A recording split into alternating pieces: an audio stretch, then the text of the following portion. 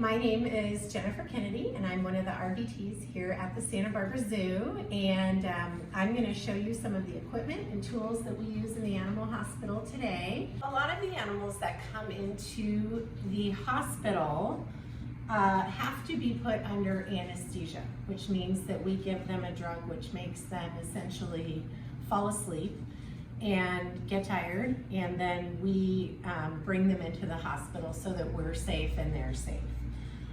In order to do that, we give them a gas to inhale, and we have to use a mask to put on them sometimes to do that. So, as you know, we have a lot of different size animals here at the zoo, and they have different size muzzles or noses, and we have to kind of fashion some masks to give the gas to them. And this is one that's made out of just a milk jug that you would see at home, a gallon milk jug. And we use this one on our lions and leopards and gorillas, some of the larger animals. We also have very tiny ones, little tiny itty bitty ones that we would use on, say, a small monkey, a tamarin, or even a small lizard to give them that gas anesthesia. And then some of our animals have very unique shaped faces. So this one is for some of our animals that have longer noses. And that would be like the anteater. So we have a very long one. They just fit their nose all the way in there. And then this hooks up to the anesthetic machine, the very end little port part. So their nose goes in this part. Once they're asleep, we want to keep them asleep while we're looking at them, and we use a tube that we put down their throat while they're sleeping so they don't feel it. And again, we have many different sizes and shapes of this. From the very small ones, we will use this on, say, a chuckwalla, or again, a small monkey, to this, which would be giraffe sized. So we have very long ones, wider ones, all the different sizes in between. And then also we have some that have cuffs right here, which we blow up to hold them in place once they're in the throat, and then some that don't. So we have some that look like this as well. We use those on birds primarily. So we do a lot of imaging, which means looking inside the animal with, say, an ultrasound, an x-ray, a scope, taking pictures of things here at the zoo. And I'm going to share with you some of the images that we've taken. Most of these are x-ray images. This is actually one of our sulcata tortoises, so the really big tortoises that you see out there. They're also called African spurred tortoises. And what we do when we're looking at x-rays is we look for things that look different. And here we see some things that are very abnormal in this animal.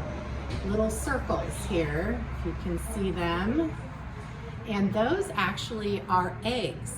So what we do is when we have a female that has eggs, we take x-rays of it before it lays the eggs and then again after to make sure that it's actually past all the eggs. Another one I wanted to show you a picture of, this is one of our western toads, or a boreal toad.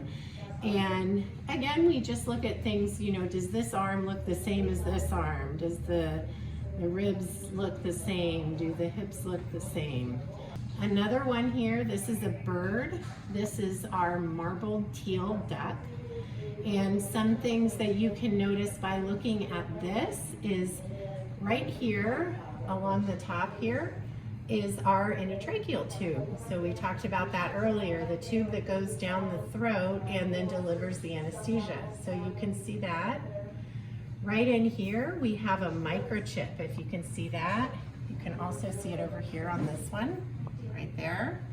That is a chip that is in the animal and has a number associated with it that is unique to that animal, so that we know that we can identify which animal is which, especially in situations where we have several ducks that look alike. This is a really easy way to identify them. You can also see a band on the leg here. And again, we have our right and lefts on there. This is a fennec fox, and you can probably tell by the size of the ears, you can see there. And some things to note, this would be what an x-ray of like a dog or a cat would look like, very similar to this. Again, you can see the microchip here and here, and you can again see the tube going down the throat right here. So that's our endotracheal tubes. This is an ultrasound, and what it is an ultrasound of is our gorilla's heart. And so you can actually see the blood pumping in the valves in there. And we check ultrasounds on our gorilla's heart every time they have an exam. They're actually being trained also to have an ultrasound probe put on their chest awake so that we can look at this type of thing more often. Gorillas, it's very common for them to develop heart disease in the wild and in captivity. And we monitor their hearts very closely. So this is our x-ray equipment here, which we take pictures of the animals and are able to look at their bones and some of their internal organs with x-rays, see inside them, so to speak. And this is the generator that actually takes the x-ray, and this is the plate that the x-ray goes, it's like a digital plate that it goes onto, and then the picture comes up here on our computer. This is the ultrasound machine that I just talked about, the gorilla having the heart ultrasound. And this is the machine, this is the probe that would go on his chest, and you would be able to see the image right here on this screen. So while an animal is under anesthesia, we like to watch it very closely, and some things that we keep an eye on are the heart rate. We like to watch the breathing, the respiratory rates, how often they breathe. We take their blood pressure. We look at the blood oxygen level, which is how much oxygen is actually in the bloodstream. And we do that with machines and manually. So when we're listening to the heart rate manually and listening to them breathe manually, we use a stethoscope. And we count the number of breaths or heartbeats in about a 15-second period, and then we multiply that by 4. And that way we come up with a heart rate or a respiratory rate, and it's usually beats per minute or breaths per minute. We also use a machine, and we can use little clips that clip onto toes or tongues, or a little probe that goes in the mouth. And there's a screen that we look at here, and you'll see these numbers here. So the SpO2 number and the pulse rate, beats per minute, BPM right there. And then we put it on the animal. You can see I've got it on my finger here. And then it takes a minute, but then it starts to give us a little wave. You can see I have 99% of oxygen in my blood. And my heart rate is 81 beats, or 87 beats, 85. There are a lot of samples that we take from our animals so that we can learn about their health. And those samples are predominantly 3 different types. We take blood samples, we take fecal samples or poop samples, and we take urine samples. So when we take blood samples, we have to know exactly what tests we're going to run on an animal prior to taking the blood, because we have to know what kind of tube to put it in. So the tubes come in all different sizes, and then they are color coded so that we know what type of either anticoagulant or no anticoagulant is in them. So what an anticoagulant is it keeps the blood from clotting. So for example, if you cut yourself, your blood doesn't just keep coming out and stay in a liquid form. It starts to do what's called clot. It starts to dry up and form a scab.